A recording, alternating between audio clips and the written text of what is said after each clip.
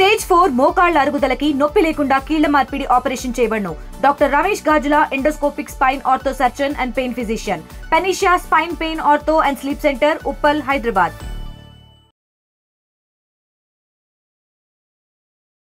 పులివెందుల్లో ఒక్క నామినేషన్ అన్న వేసేదానికి ఆస్కారం కలిగించారా? ఇప్పుడు 11 మంది, పోలింగ్ 12వ తేదీ.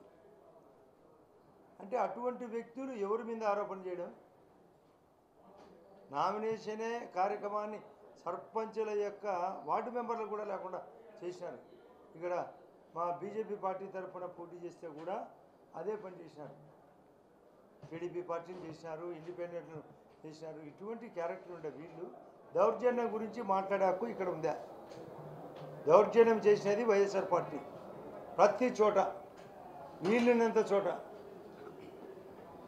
ఇటువంటి క్యారెక్టర్ ఉండే అవినాష్ రెడ్డి మరొకరిని మాట్లాడము. ఏదో పాత సామెత ఉంది, మొగుడిని కొట్టి మొగసాలు అంటే గుమ్మం దగ్గరకు వచ్చేది ఏర్చేది, కొట్టి పట్ట పీకేది మొగునే, బయటకు వచ్చి ఏర్చినట్లని చెప్తుంటారు. అటువంటి పరిస్థితి తెచ్చిన ఈ యొక్క పార్టీకి మమ్మల్ని ఎవరిని విమర్శించే హక్కేలేదు.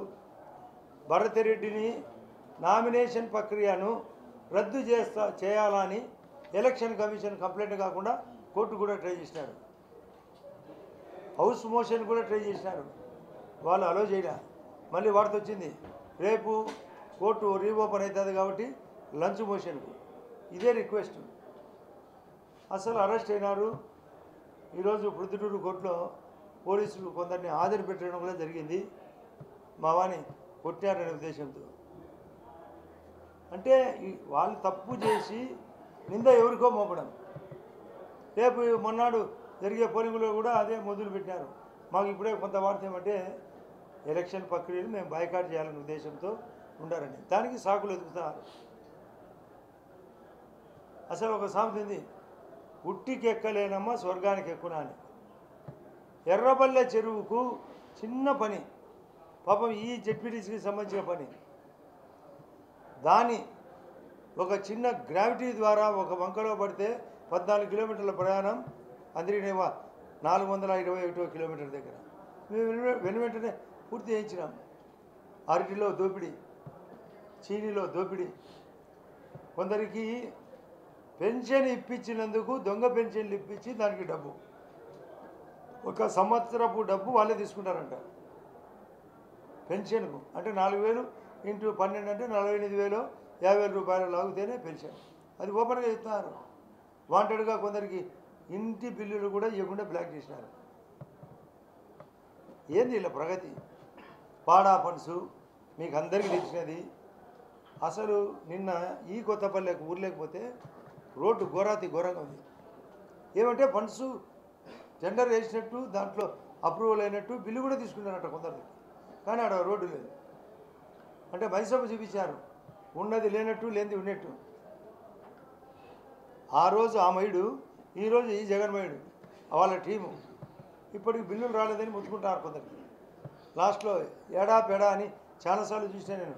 పాడా అంటే ఏడా పెడా. ఇట్లా దొంగ పని చేసి ప్రతి దాంట్లో కమిషన్లు తీసుకొని, నాకు తెలిసి ఈ 10,500 ఈ ఓట్లకు సంబంధించిన మహా అంటే 10 మందికి ఏమైనా బెనిఫిట్ జరిగింటుంది. మిగతా అందరినీ గొంతు కోసినారు. రైతులకు డ్రిప్ ఇరిగేషన్ ఎందుకు తగ్గించినారు? ఎందుకు కొందరికి పెన్షన్లు కోత కోసినారు? కొందరికి లేని పెన్షన్లు ఎందుకు క్రియేట్ చేశారు? దొంగ హౌసింగ్ బిల్లులు ఎందుకు కబ్జా చేసినారు? పాడా పెన్స్ ఎందుకు మోసం చేసినారు? అంటే మీ ఇష్టం వచ్చేట్టు చేస్తే రాజకీయాలు అనుకున్నారు. మంచి సమయం వచ్చింది. మేమందరం మూకుమ్మడిగా ప్రచారం చేసినప్పుడు అన్ని విషయాలు బయటకు వచ్చినాయి. గౌరవ ముఖ్యమంత్రి గారు మాకు ఒకటే సలహా ఇచ్చినారు, మీరు నోట్ చేసుకోండి, ఏ సబ్జెక్ట్ అయినా మేము 100 days టైం పెట్టుకొని, కొన్ని 4వ రోజుకే పూర్తి చేస్తాం, కొన్ని 10వ రోజుకు, ఏదైనా వర్సు పెద్దదైనప్పుడు 100 daysలో పూర్తి చేస్తాం. నిన్న ఆర్త్ ములపల్లిలో చెప్తున్నారు, శ్మశాన వాటిక లేదంటే కూడా ఎన్నిసార్లు విశ్వనాథ్ రెడ్డి ఆ ఎంపీటీసీ ముత్తుకునే కూడా అవినాష్ రెడ్డి పదే 100 సార్లు అడిగినా పలకలేదంట. అంటే ఇవన్నీ బేస్ చేసుకుంటే మాకు అనుకూలమైన వాతావరణం ఏర్పడింది. పోలీసుల మీద ఏడుపు, ఏమంటే వాళ్ళకు అనుకూలంగా పోయి గతమంతా రిగ్గింగ్ చేసినారు కాబట్టి ఇప్పుడు ఆ రిగ్గింగ్ ఆగింది కాబట్టి పోలింగ్ ప్రశాంతంగా జరుగుతుంది కాబట్టి వాళ్ళకి ఇష్టం లేని కార్యక్రమం జరుగుతుంది కాబట్టి ఇన్ని రకాలుగా ఎత్తుగడలతో మా మీద అందరి మీద వాళ్ళందరూ వచ్చారు ఏదో చేస్తారని నిందలు మోపడం. ఈరోజు సాయంత్రం 5 వరకు కూడా ప్రచారంలో మేమందరం పాల్గొంటాం. మీరు పాల్గొంటారు కదా, ఎంతమందో మీ పార్టీ తరఫున పాల్గొనలేదా? మీకు మేము దౌర్జన్యమే చేసింటే మిమ్మల్ని ప్రచారానికి తిరగనిచ్చుమా? ప్రశాంతంగా చేసుకుంటారు కదా. ఒకటి ఎన్ని దృష్టిలో పెట్టుకోండి వైఎస్ఆర్ పార్టీ వాళ్ళు. మళ్ళీ ఈరోజు ఒక పత్రికలో వచ్చింది, మేము ఎక్స్ మొత్తం పంచుతామట, దానికి మరొక 2000 జోడించి పంచుతారంట. అది బెంగళూరు ప్యాలెస్ నుంచి ఉత్తరం అంట. బెంగళూరు ప్యాలెస్ అయినా దిగాలి కదా ఇక్కడికి, అసెంబ్లీకి రాకపోయి ఇక్కడ ప్రచారానికి రాడు. కనీసం అసెంబ్లీ ప్రాంగణంలోకి వచ్చి అసెంబ్లీ మీడియాకంతా ముందర మాట్లాడు. పరీక్షల్లో పరీక్ష రాయమంటే బయట రాస్తే అది చెల్లదు. అసెంబ్లీలో మాట్లాడకుండా బయట మాట్లాడతాడు, అది చెల్లుతుందా? అటువంటి వ్యక్తిత్వం ఉండే ఈ పార్టీని అందరూ కోరుకుంటారు. ఇది భవిష్యత్తులో డైనోసార్ కావాలని. నేను ఎప్పటి నుంచో చెప్తాను, వైఎస్ఆర్ ఇక డైనోసార్ అని. అది దగ్గరికి వచ్చింది డైనోసార్. ఏరు పురుగు పట్టింది చెట్టుకు, ఆ నమ్ముకున్న అందరూ కొమ్మలు రెమ్మలు ఆకులు పిందెలు కాయలన్నీ రాలిపోవడమే గతి. మేమందరినీ రిక్వెస్ట్ చేస్తున్నాం, ఒక మంచి చేసే ఎన్డీఏ ఆధ్వర్యంలో మోడీ గారు ఇప్పటికే 4వ స్థానానికి తీసుకొచ్చినాడు. 3వ స్థానానికి ప్రపంచ ఆర్థిక పరిస్థితిలో భారతదేశ స్థానం 3వది కాబోతుంది. ఫారిన్ డైరెక్ట్ ఇన్వెస్ట్మెంట్ రాబోతుంది, ఇండస్ట్రీ రాబోతుంది, కొత్త బ్యాంకింగ్ సిస్టమ్ రాబోతుంది, కొత్త ఇన్సూరెన్స్ రాబోతుంది. నేషనల్ లెవెల్ ఎక్కడ చూసినా మననే 75,000 కోట్లతో ఇప్పుడు నడుస్తున్నాయి.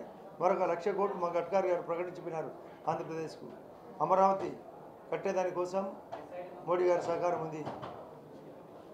పోలవరానికి ఉంది, రైల్వే జోన్కి ఉంది, వైజాగ్ 12,000 సవితమ్మ గారు పూర్తిగా సహకారం ఉంది. కాబట్టి ఈ యొక్క మన్నాడు జరగబోయే ఎలక్షన్లో మేము సంపూర్ణ మెజార్టీతో గెలుస్తాం. ఒంటిమిట్ట కూడా మా వాళ్ళు బయట చెప్తున్నారు 2/2 మాదే స్కోర్, 2 స్థానాలు గెలుస్తాం. ఇక్కడ మంచి మెజార్టీతో గెలుస్తాం. మన 25%, 2021లో పోటీ లేకుండా చేసినారు. 2024 వచ్చేందుకు 25%, ఇప్పుడు 52% మొదలుకొని పెంచుకుంటా పోతాం. 25, 52 కాబోతుంది. మన 75 పటాపంచలు పర్సెంటేజ్. అవినాష్ యొక్క మా మీద పెట్టిన కేసులు బయటకు వచ్చినాయి. సొంత చెల్లెలు ఇద్దరు ముత్తుకుంటారు. ఈ విధంగా అన్న నా మీద ఆ రోజు అమ్మ మంత్రి గారు ఆ రోజు ఈ అన్న అనుకున్నారంట, ఇప్పుడు వాళ్ళన్నాన్ని తెలుసుకున్నారు. కాబట్టి నిజాలు ఎప్పటికైనా దాగాలన్నా దాగదు. వాస్తవ పరిస్థితులు బయటకు వచ్చినాయి, వీళ్ళ ఆగడాలు బయటకు వచ్చినాయి, వీళ్ళ మోసాలు బయటకు వచ్చినాయి. ఈ అరటిలో కమిషన్ అయింది, చీనిలో కమిషన్ అయింది, చికెన్లో అమ్మకంలో కమిషన్ అయింది. మామూలుగా సామెత చెప్తుంటారు, వీళ్ళు కోడి గుడ్డు కోడి బొచ్చు కూడా తింటారని. వీళ్ళు బొచ్చు కూడా తినే రకం, పెంకు కూడా వదిలిపెట్టరు. ఇటువంటి దారుణమైన రాజకీయాలను ఎండు పెట్టేదానికే ఎలక్షన్. ఇది ఒక శాంపిల్. రేపు మళ్ళీ జరగబోయే 29లో రాష్ట్ర వ్యాప్తంగా సమున్నతంగా ట్రాన్స్పోర్ట్ కానీ, కమ్యూనికేషన్ కానీ, సూపర్ 6 కానీ అన్నీ అమలు చేస్తాం. ఆగస్టు 15 నాడు స్వాతంత్రంతో పాటు బస్సు ప్రయాణం, ఈ పులివెందుల్లో బస్సు ప్రయాణంతో పాటు స్వాతంత్రం కూడా, నిజమైన స్వాతంత్రం. ఇది జరగబోయేది వాస్తవం, మేము గెలవబోయేది వాస్తవం. దీన్ని అందరూ మీరు కూడా ప్రెస్ వాళ్ళు గమనించవచ్చు. రేపు ఈ పార్టీకి సుమారుగా పోలింగ్ అయిపోయింటుంది 12:30కు 95% అయిపోయింది. 4-5% ఏమన్నా వీళ్ళేది ఏదో కొందరు లాస్ట్లో వచ్చి ఓట్లు వేస్తామనే వాళ్ళు తప్ప. ఎందుకంటే 8కి స్టార్ట్ అవుతుంది కాబట్టి 4-5 గంటల్లో. అదే సర్పంచ్ ఎలక్షన్ అయితే 12కి అయిపోతుంది. ఇది అలాంటి ఎలక్షన్, చిన్న ఎలక్షన్ కాబట్టి జరుగుతుంది. మీరే అందరూ సాక్షులు. మేమేం చేస్తాం, వాళ్ళేం చేస్తారు, పరిస్థితులు ఏంది, పోలీసులు నిక్కచ్చిగా ఎట్లా చేస్తారు, రెవెన్యూ వాళ్ళ వ్యవస్థ ఏంది, అన్నీ మీరు గమనించండి. మీరు కూడా అందరూ స్థానికులు, మీకు కూడా అందరికీ, మీరు కూడా కొందరు నాకు తెలిసి ఓటర్లు కూడా అనుకుంటా. ఇక్కడ ఎవరు ఓటర్లు కదా, వీళ్ళలో ఈ 10,500లో మీరు ఎవరు లేరా? అంటే స్థానిక టౌన్ అంటే పక్కనే కాబట్టి అక్కడ స్థానికులు ఉండొచ్చు కదా, ఉండొచ్చు. ఏమి మామూలుగా అక్కడ ఓటు ఇక్కడ ఉంటారు కదా టౌన్లో. కాబట్టి ఇక్కడ ఉండే వాళ్ళు చాలామంది ఓటర్లు. మీరు పరిశీలన చేసే వ్యక్తులు మీరే, ఫోర్త్ పిల్లర్ మీరే. ఎవరిది డెమోక్రసీ, ఎవరిది నిజమైన సిస్టమ్? నేనైతే ఆ ఓటర్లను అభ్యర్థన, మీరు వాళ్ళు ఇచ్చేది గుంజండి, నోట్లు గుంజండి, ఓట్లు మాకేయండి. అవసరం. రాజకీయ పరిస్థితులు మారాల, ధర్మాధర్మంగా జరగాల. ఇప్పుడే చెప్పినమ్మ ఒకటి, పుట్టికి ఎక్కలేనమ్మ స్వర్గానికి ఎక్కున అని.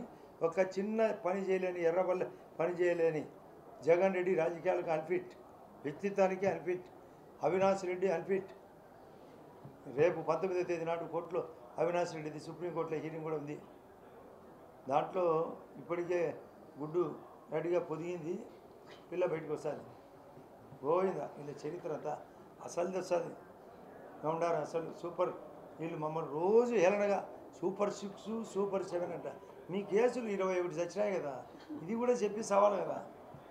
చెప్తే మాది ఏంది, నీదేంది, పరిస్థితులు ఏంది చెప్తాము. మొత్తం మీద వాళ్ళ భయం పోయింది, మా భక్తి పెరిగింది. మరొకటి ఒకటి ఆంధ్రప్రదేశ్ను జగన్ రెడ్డి 10 లక్షల కోట్లు అప్పు చేసి ఐపీ పెట్టాడు. ఏపీ పరిస్థితి ఏమంటే జగన్ రెడ్డి కారణంగా ఐపీ. మా ఎన్డీఏ కూటమి చంద్రబాబు నాయుడు గారి ఆధ్వర్యంలో ఇది వీఐపీగా కాబోతుంది. ఫ్రమ్ ఏపీ ఐపీగా ఆ రోజు, వీఐపీగా ఈరోజు. అందులో భాగమే ఈ ఎలక్షన్ కూడా. ఇది గెలిచి తీరుతాం. జగన్మోహన్ రెడ్డి గారు ఎన్నికలకు రాలేదని చెప్తా ఉన్నారు. ఈ 10,500 ఓట్లు ఉన్న చిన్నదానికి ఆయన రావాలన్న ఎలక్షన్ ప్రజలు ఇప్పుడు అసెంబ్లీకి రాకపోయా, ఈ ఓటింగ్కు రాకపోయా. ఏంటి ఆ పార్టీ ఎత్తేయాలి కదా. ఆయన అసెంబ్లీలో భాగం ఇది. వాళ్ళు ఎత్తారు, అసెంబ్లీలో భాగం కదా ఇది, కాదా? 6-7 మండలాల్లో ఇది ఒక భాగం. సొంత అసెంబ్లీ సొంత ఊరు. అసలు మామూలుగా ఒక సాగుతుంది గయోపాఖ్యానం కాదు, గజేంద్ర మోక్షంలో చిన్న సమస్య వచ్చే దేవుడు దిగి వచ్చినాడని. ఇది సమస్య కనపడదా? ఈడ ఎర్రబల్లె కనపడదా? ప్రజల ఆర్తనాదం కనపడదా? అరటి ఒకనాడు చించుకొని వచ్చినాడు అరటి అని. ఇది ఎందుకు రాడు చెప్పాలా? పరిగెత్త రావాలి కదా. అన్నీ నోట్లో వచ్చే అబద్ధాలే. నో నిజం అదే జగనిజం. ఇది రాసుకోండి, నో నిజం అదే జగనిజం.